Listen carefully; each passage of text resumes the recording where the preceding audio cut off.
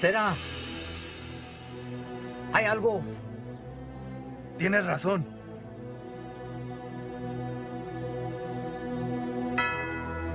Tráeme el padre.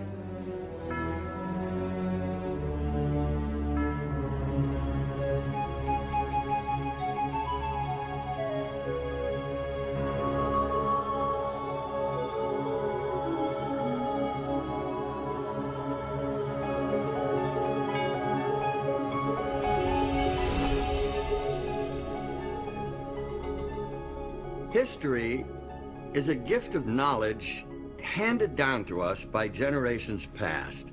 This knowledge is far more than a collection of facts arranged in chronological order. It's a source of enlightenment that helps us understand ourselves and our place, our purpose in our world and in the universe around us. The progress of research in history, archaeology, ancient languages, and anthropology has yielded information that has been hidden for many centuries. And this provides us with important new insights into the meaning of our lives.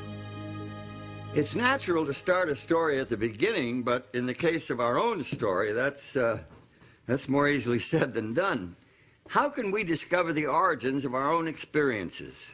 Where or when was our beginning?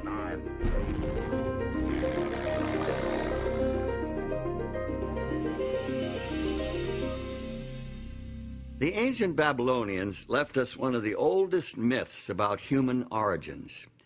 It's an epic creation poem that was written sometime during the 2nd millennium BC. It's called the Enuma Elish, which translated means, when on high. When on high the heaven had not been named, firm ground below had not been called by name, not but primordial Apsu their begetter, and Mumu Tiamat, she who bore them all, their waters commingling as a single body. According to the experts, the ancient Babylonians believed that Apsu represents sweet water and Tiamat salt water. At the beginning of creation, the two had not yet been separated. Mingled together as they were, they possessed within them the seeds of life. They brought forth generations of gods who, in the course of time, created man. The Navajo and Pueblo Indians of North America share a traditional view of several separate creations. The Aztecs of Old Mexico had a similar belief. The god Quetzalcoatl invented people, molding them from ash. A great flood came, and all the people became fish. The Creator tried again, but there was a complete eclipse of the sun, and in the darkness, all the people were killed and eaten by jaguars. A rain of volcanic fire and ash destroyed the third creation. The fourth attempt was foiled when the world was ravaged by a violent hurricane and people turned into apes. The earth as we know it is the result of the fifth creation and is doomed to ultimate destruction by earthquake and famine. Not a very reassuring picture, is it? And yet this worldview was very real to the Aztecs. This is all depicted in the famous sunstone, perhaps the single most important artifact from the Aztec civilization. Created in the 15th century, it weighs in at over 25 tons. Very substantial evidence of their view of beginnings. It's all there, carved in stone. But does it accurately portray our beginnings? Best-selling Swiss writer Erich von Däniken has 16 books to his credit. Nothing else he has written has had the phenomenal impact of his 1968 book, Chariots of the Gods, in which he proposed a novel view of human development here on Earth. Dim as yet undefinable ages ago, an unknown spaceship discovered our planet. The crew of the spaceship soon found out that the Earth had all the prerequisites for intelligent life to develop. Obviously, the man of those times was no Homo sapiens, but something rather different. The spacemen artificially fertilized some female members of this species put them into a deep sleep, so the ancients say, and departed. Thousands of years later, the space travelers returned. They repeated their breeding experiment several times, until finally they produced a creature intelligent enough to have the rules of society imparted to it. The Bible and the Quran are the basis for the traditional Judeo-Christian and Islamic teachings about our beginnings. Both point to a creator from outside the bounds of space and time. They picture an all-powerful being who is above and beyond the natural laws that govern our physical universe. They teach that this creator God exercised his supernatural power and created everything according to his divine purpose. The Bible includes this summary reference to the creation. By the word of the Lord were the heavens made, and all the host of them by the breath of his mouth. For he spake, and it was done. He commanded, and it stood fast. The Quran, Holy Book of Islam, shares the basic biblical view of creation this way. Lo, your Lord is Allah, who created the heavens and the earth in 6 days. Then mounted he the throne. He covereth the night with the day, which is in haste to follow it, and hath made the sun, and the moon, and the stars subservient by his command. His verily is all creation and commandment. Blessed be Allah, the Lord of the worlds.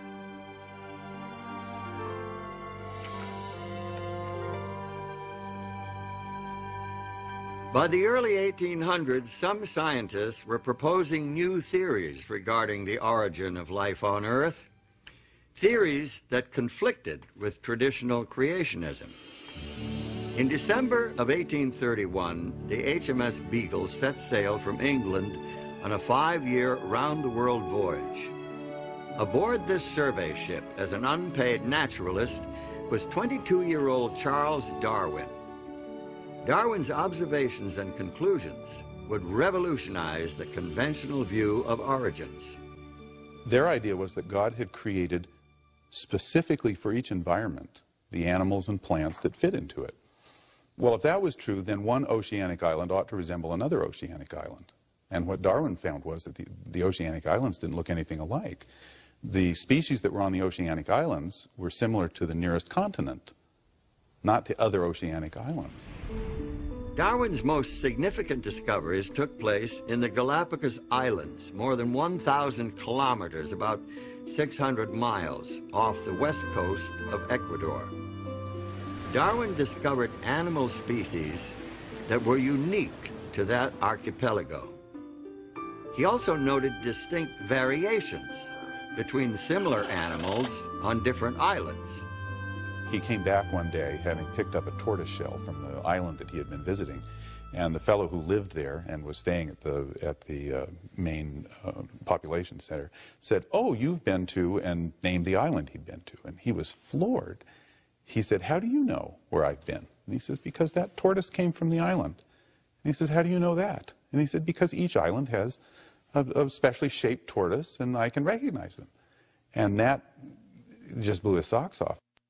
Darwin's observations ultimately led to the development of his theory of natural selection and the publication in 1859 of his book on the origin of species. The first edition was sold out the first day, and 5 subsequent editions with revisions were to follow. Often referred to as the book that shook the world, it helped pioneer modern scientific thought about our origins. Today, science is defined at the beginning as a materialistic process. And that's a tribute to Darwinism. I mean, that's what he brought to us, was that we had escaped essentially from God. Using Darwin's theories of evolution as a starting point, scientists and philosophers have developed their own answers to questions about beginnings. Today, there are many variations on Darwin's theme. Among evolutionary scientists, the Big Bang theory has been widely accepted as a beginning point for the story of our universe as we know it.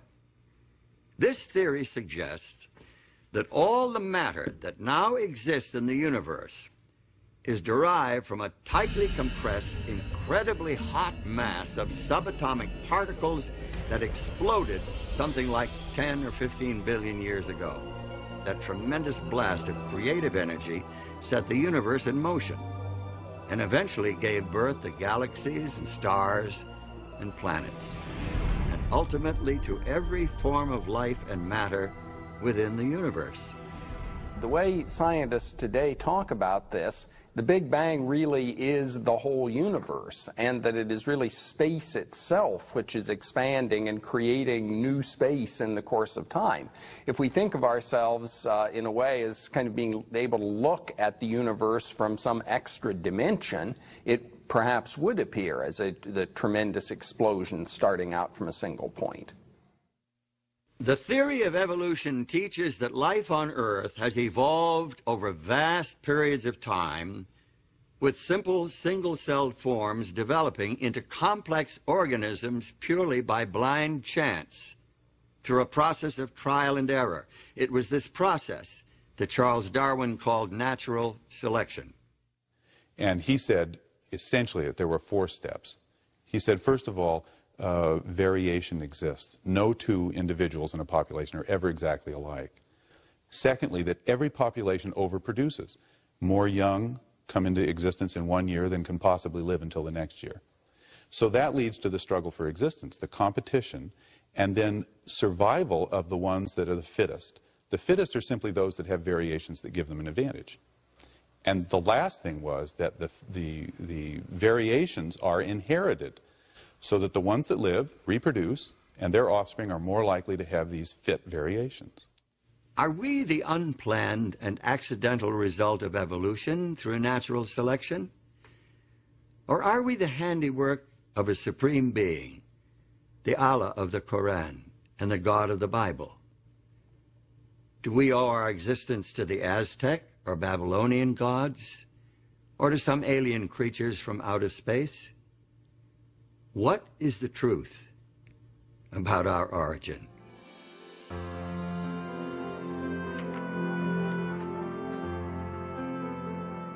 Today, the theory of evolution is presented to school children and promoted in the media as if it were proven fact. The truth of the matter is, however, the theory of evolution is just that, a theory. Its scientific foundations are actually kind of shaky.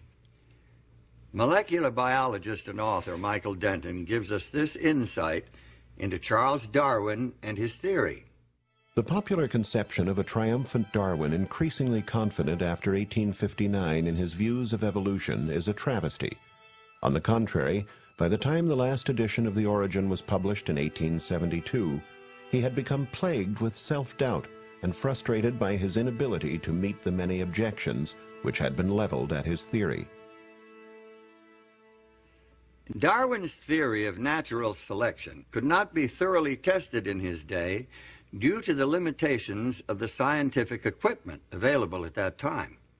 Today's scientists are able to study the complicated systems within even the simplest single-cell organisms.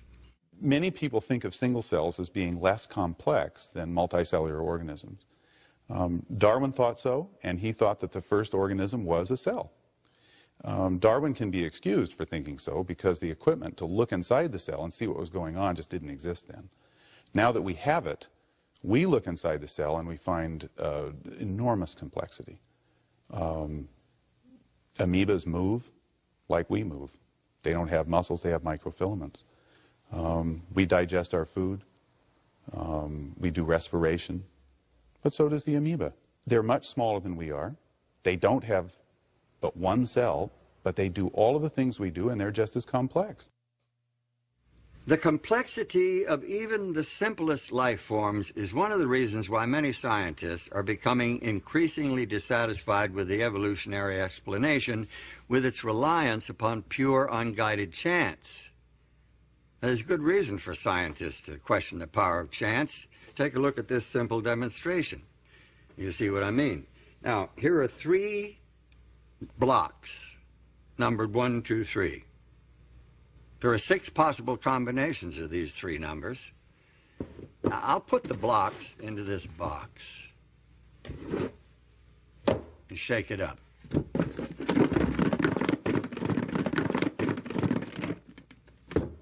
Now, if I were to take out the blocks one at a time, what are my chances of taking them out in numerical order?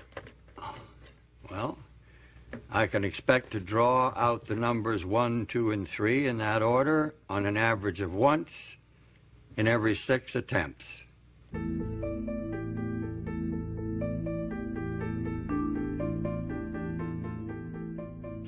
Now, here are 2 more blocks, numbered 4 and 5. I'll add them to the 3 others in the box. Now, there are 120 possible combinations. The law of averages tells me that I can expect to pull out blocks numbered 1, 2, 3, 4, and 5 in that order on the average of once in every 120 tries. Now, look, here are blocks numbered 6 through 10. I'll put them in the box with the others. My chance of picking out all 10 blocks in numerical order is less than 1 in 3.5 million. Well, let me put that in perspective. If I put myself on a schedule and worked at this game day and night, pulling out all 10 blocks one at a time every 15 seconds, I could expect to win this game on the average of about once every 18 months.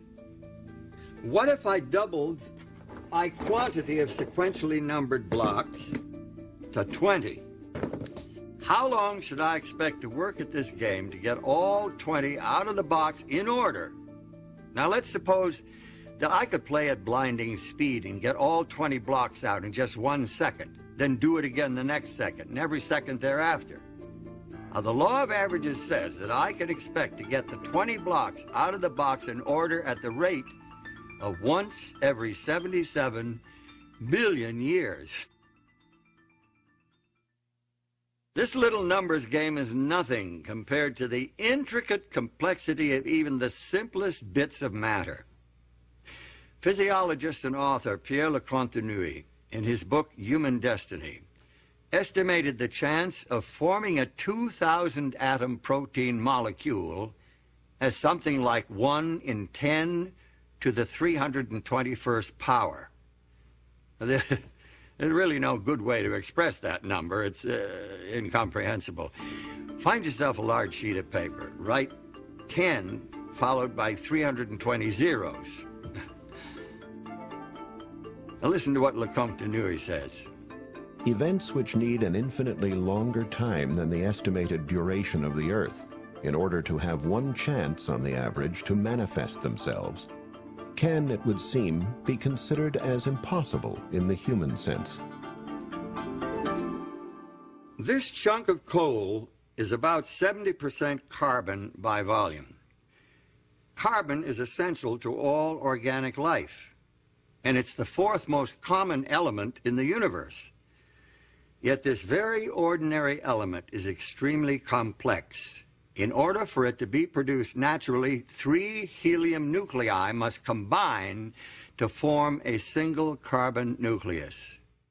But we have found that the conditions needed for that to happen are really very precise. In other words, that if the balance of forces in the atomic nucleus were very slightly different, that reaction would not be able to take place in order to form enough carbon to be of any significance. Men who discovered this, the way in which this reaction takes place to form carbon, and who found the conditions that were necessary for it to take place was Fred Hoyle, who is one of the great astrophysicists and cosmologists of this century. Hoyle was very skeptical about religion. At the time, at least, he was an atheist. Some super-calculating intellect must have designed the properties of the carbon atom. Otherwise, the chance of my finding such an atom through the blind forces of nature would be utterly minuscule. A common-sense interpretation of the facts suggests that a super-intellect has monkeyed with physics as well as with chemistry and biology.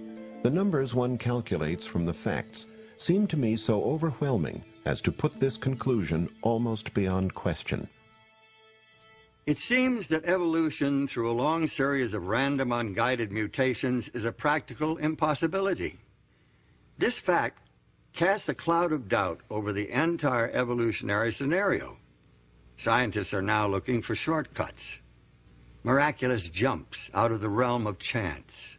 Many are frankly awed by their discoveries, finding more and more clear evidence of intelligent design in nature.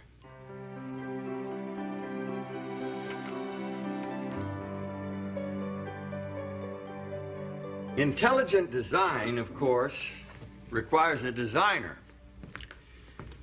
And the clearest portrayal of a designer and his work is found here in the Bible. The creation account itself records a systematic progression of creative acts culminating in the creation of man. The Hebrew prophet Jeremiah emphasizes this intelligent design when he writes about the Creator. He hath made the earth by his power. He hath established the world by his wisdom, and hath stretched out the heavens by his discretion. Biblical creation theology does not attempt to provide a scientific description of God's creative acts. Instead, it suggests the meaning, the purpose, the goal of creation. Through faith, we understand that the worlds were framed by the Word of God, so that things which are seen were not made of things which do appear. I think the most important thing about this verse, as far as our understanding of creation is concerned, is that seeing the universe as creation is a matter of faith rather than of scientific knowledge. That is, that we can understand the universe in detail by scientific investigation, but we see it as the creation of God because of our personal trust and confidence in God. Now, perhaps some of us have been too quick to discard this old book as an irrelevant collection of useless fables and legends and traditions. Its value lies far beyond the realm of science. It deals with concepts that cannot be analyzed in a laboratory. It addresses many questions that science cannot answer. That is, science can talk about how the universe behaves, how things take place within the universe. It cannot explain why something exists rather than nothing. That is, it cannot really explain the fundamental question of existence. Could it be that the neglected pages of Scripture actually offer accurate insights into our origins? If so, we're not here by accident. We must see ourselves as a part of a Creator's design. There must be a plan, some real purpose for our existence. And God said, "Let us make man in our image, after our likeness, and let them have dominion over the fish of the sea, and over the fowl of the air, and over the cattle, and over all the earth, and over every creeping thing that creepeth upon the earth." The creation story depicts God as having great ambitions, high hopes for the human race. People were created in the image of their Maker. In their original innocence, they had direct communication with God, an intimate, personal, face-to-face relationship with their Creator.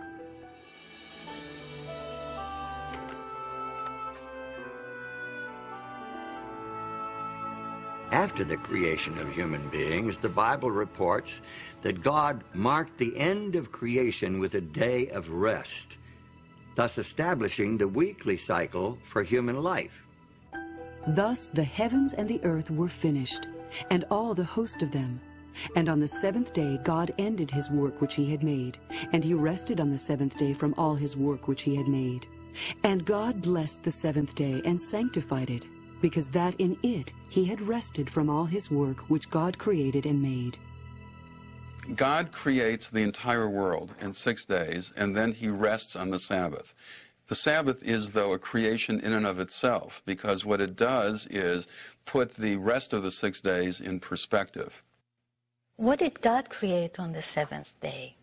As a matter of fact, God created nothing on the seventh day. God created no thing But instead, God created a context in which everything that has been created, the natural world, the material world, and life itself, can really be appreciated and enjoyed and celebrated. By creating the Sabbath, God gave human beings an opportunity to emulate Him, to enter into His rest, and thereby to signify their special relationship with Him as their Lord and Creator. Notice what Pope John Paul II said in his 1998 apostolic letter entitled Dies Domini. The Sabbath has been interpreted evocatively as a determining element in the kind of sacred architecture of time. It recalls that the universe and history belong to God. John Paul's reference to the sacred architecture of time supports the biblical assertion that the 7-day weekly cycle was designed for us by our Creator. Thus, the week differs from all other units of time. Let's think about the structure of time. Each of us deals with time independently. We each have a past. We each live in an immediate progressing present that we sense is moving quickly or slowly, depending on our age and other subjective factors. As for the future, it's a mystery. Your sense of time and mine are different. In order for us to coordinate our activities, we must have external reference points. Now, most of what we need for timekeeping we get from creation. The story defines a day as a period of darkness and light, evening and morning. It is caused by the rotation of the earth upon its axis. More precise units of time, hours, minutes, and seconds, are simply fractions of the day. That's easy. That's easy. The year is the period required for the earth to orbit the sun. The month, as we know it today, is loosely based on a full cycle of lunar phases, but it's been adjusted to make 12 months equal 1 year. The week is a different story altogether. At first glance, it's an arbitrary period of time related to no natural phenomenon. The earliest record of the week is found in the literature and archaeology of the ancient Semitic peoples who inhabited southwestern Asia prior to 2000 BC. Now, where did they get the week? Was it embedded in their past as a result of the Creator's design? But is the week really an arbitrary artificial unit of time? Astronomer and anthropologist Anthony F. Avini suggests an alternative in his book, The Empires of Time. He reports that some chronobiologists are convinced that the 7-day cycle is designed into our very nature. The 7-day biorhythm in the human body is one of the recent discoveries of modern chronobiology. For example, the probability of rejection of certain organs is now known to peak at weekly intervals following an implant.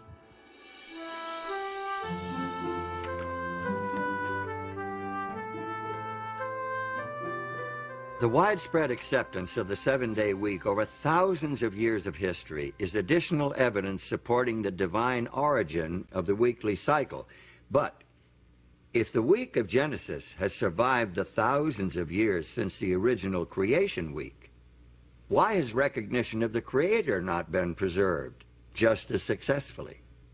Well, the book of Genesis provides the answer as to the downfall of the human family. In fact, if you read Genesis 6:5, you'll see that the Bible says the thoughts of humanity were evil continually. So God decided to clean the world up, sent a flood. And the flood was 40 days upon the earth. And the waters increased and bare up the ark, and it was lifted up above the earth.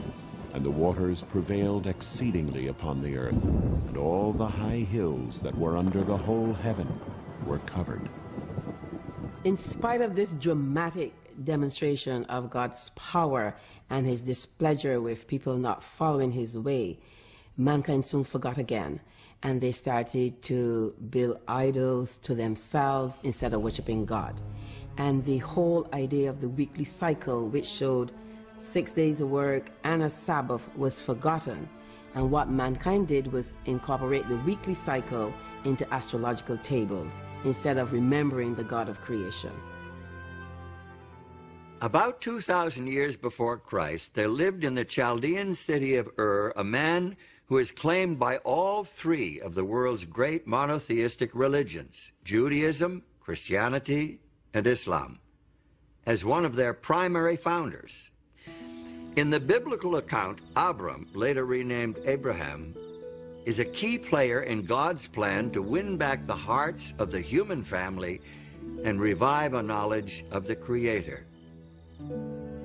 Abraham's religion stood out in sharp contrast to the petty idolatry and trivial superstition of his neighbors. He worshiped the Creator, the transcendent, the invisible God, whose wisdom and power was demonstrated by the very existence of the world itself. He had a religion of faith, not sight. He had a direct relationship with his Maker.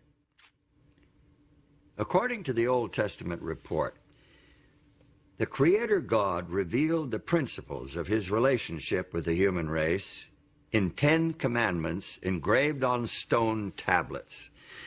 These commandments were entrusted to Abraham's descendants, the Israelites, as a blessing to share with all nations of the world. Remember the Sabbath day to keep it holy. 6 days shalt thou labor and do all thy work, but the seventh day is the Sabbath of the Lord thy God. In it thou shalt not do any work, thou, nor thy son, nor thy daughter, thy manservant, nor thy maidservant, nor thy cattle, nor thy stranger that is within thy gates. For in 6 days the Lord made heaven and earth, the sea, and all that in them is, and rested the seventh day. Wherefore the Lord blessed the Sabbath day, and hallowed it. This is by far the longest of the 10 Commandments. It's unique in that it includes the divine credentials, declaring the identity of the lawgiver and establishing his authority as Creator to command the worship of his creatures. The commandment to observe the Sabbath shows the intimate relationship between God and creation. It shows that God not only creates, not only works to bring everything that is into being, the physical world, the natural world, and all that lives in it, but it also shows that God maintains intimate relationship with creation and steps back to withhold and to take in, as it were, everything that has been created, and celebrates and cherishes that which has been created. The Sabbath reveals God's compassion for his creatures.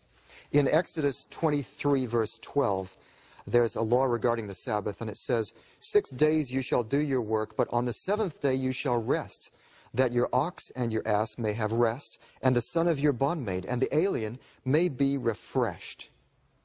So the Sabbath is a gift for God's creatures, not only human beings here, but it's also the ox and the ass, so that they can have rest from their labor that they do during the rest of the week. In the 5th book of the Bible, Deuteronomy, we find the 10 Commandments repeated. This time, the meaning of the Sabbath is enriched by linkage to the deliverance of the nation of Israel from slavery in Egypt. Keep the Sabbath day to sanctify it, as the Lord thy God hath commanded thee. And remember that thou wast a servant in the land of Egypt, and that the Lord thy God brought thee out thence through a mighty hand and by a stretched out arm. Therefore the Lord thy God commanded thee to keep the Sabbath day. We participate in God's redemption, just as the nation of Israel participated in God's redemption, because God has liberated us from something. Now, he liberated the ancient Israelites from Egypt, from Pharaoh, this oppressor. What God does is to liberate us as individuals from the oppressive power of Satan and from the sin that destroys us. Individuals today are in great need of finding a sanctuary in time, which is what the Sabbath is. We are overburdened and driven by the material world and by our own creativity of material things. And the Sabbath becomes the liberation from things, becomes the liberation from slavery to objects, to technology, to economics, to all the things that make us work frantically towards producing more and more.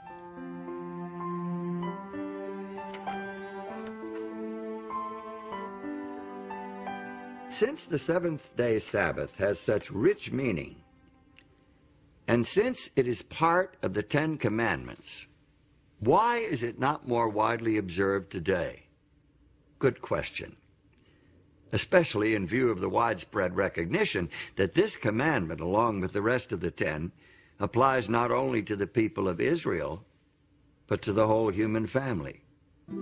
As it is the law of nature that in general a due proportion of time be set apart for the worship of God, so in his word, by a positive, moral, and perpetual commandment, binding all men in all ages, he hath particularly appointed one day in 7 for a Sabbath, to be kept holy unto him. The Sabbath was binding in Eden, and it has been in force ever since. This fourth commandment begins with the word remember, showing that the Sabbath already existed when God wrote this law on the tables of stone at Sinai. How can men claim that this one commandment has been done away with, when they will admit that the other 9 are still binding? The Sabbath was made for man, not for the Hebrews, but for all men. The Sabbath commandment reveals to us a picture of a Creator who craves a place in the hearts and lives of all his human children. David, the great Israelite king, understood this and instructed his people to spread their knowledge of the Creator God to the rest of the world. Declare his glory among the heathen, his marvelous works among all nations. For all the gods of the people are idols, but the Lord made the heavens. Give unto the Lord the glory due unto his name. And let men say among the nations, the Lord reigneth. The Bible makes it clear that the Creator's desire was to attract the whole human family to true religion, true worship, so that all could share in the good things he intended to do for Israel. Also the sons of the stranger, that join themselves to the Lord, to serve him, and to love the name of the Lord, to be his servants. Every one that keepeth the Sabbath from polluting it, and taketh hold of my covenant, even them will I bring to my holy mountain, and make them joyful in my house of prayer. Their burnt offerings and their sacrifices shall be accepted upon mine altar, for mine house shall be called an house of prayer for all people. It's not hard to imagine the power of the Sabbath to restore and cement the relationship between the Creator God and his human children. Their devotion to the Sabbath day, their worship and praise and appreciation for his creative power would bind them to their God with ties of love and gratitude. If they continued their heartfelt observance of the Sabbath, they could never forget him. Moreover, also I gave them my Sabbaths, to be a sign between me and them, that they might know that I am the Lord that sanctify them.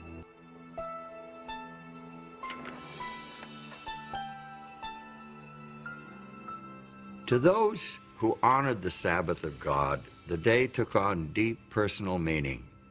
The day of rest and worship was an opportunity to know their Creator, who had promised to make them his own holy people. But history records that many of the Israelites didn't take advantage of this opportunity. There's evidence in the prophets, for example, Isaiah, that the Sabbath was poorly observed and neglected. Nehemiah also refers to that. The people had a problem with this. The reason would be really quite simple. The people lost sight of the lordship of God. But the house of Israel rebelled against me in the wilderness. They walked not in my statutes, and they despised my judgments. And my Sabbaths they greatly polluted.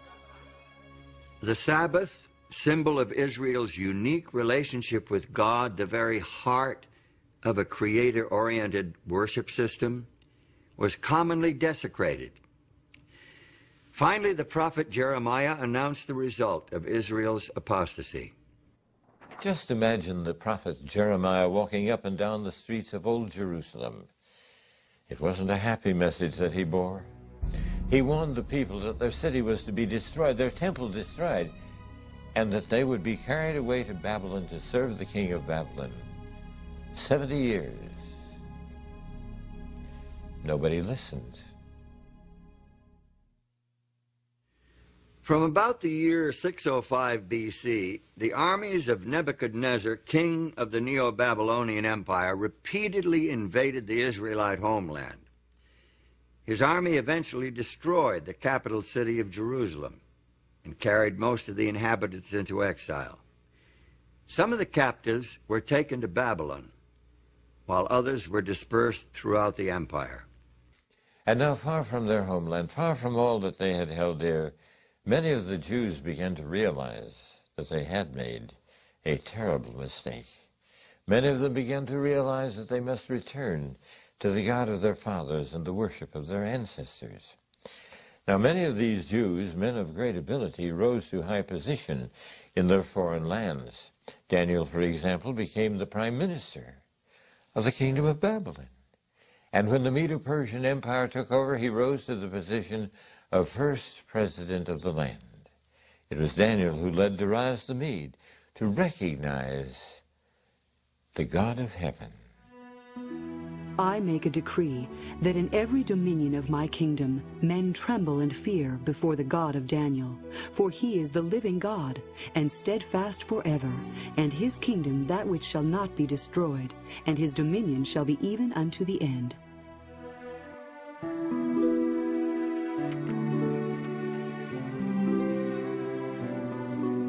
There is evidence to suggest that the religion of the exiled nation became so well known that it influenced the philosophical and religious movements of the following century. Buddha, Zoroaster, Confucius, and Pythagoras all seem to have adopted elements of the Hebrew religion. For example, although there are no holy days in Buddhism today, evidently Sabbath, or Upasatha, was a part of that religion early on. The Blessed One established the rule for observance of a Sabbath, and he suggested that at the seventh-day meeting, any monk whose conscience troubled him should confess his offense before the assembly of brothers. Arthur Lloyd, in his book, The Creed of Half Japan, states that the order of monks kept their Sabbath days for many centuries.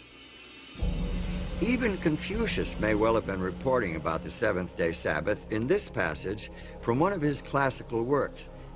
The ancient kings on this culminating day closed their gates. The merchants did not travel, and the princes did not inspect their domains. Some knowledge of the weekly Sabbath eventually found its way into numerous cultures. In the Hebrew language, the name of each day shows its relationship to the Sabbath. The first day is called Echad B'Shabbath, one accompanying or along with the Sabbath. Each succeeding day proceeds toward the Sabbath until the sixth day, which is called Eve of the Holy Sabbath. Day 7 then is Sabbath. In more than 100 ancient and modern languages, the seventh day of the weekly cycle was named Sabbath or its equivalent.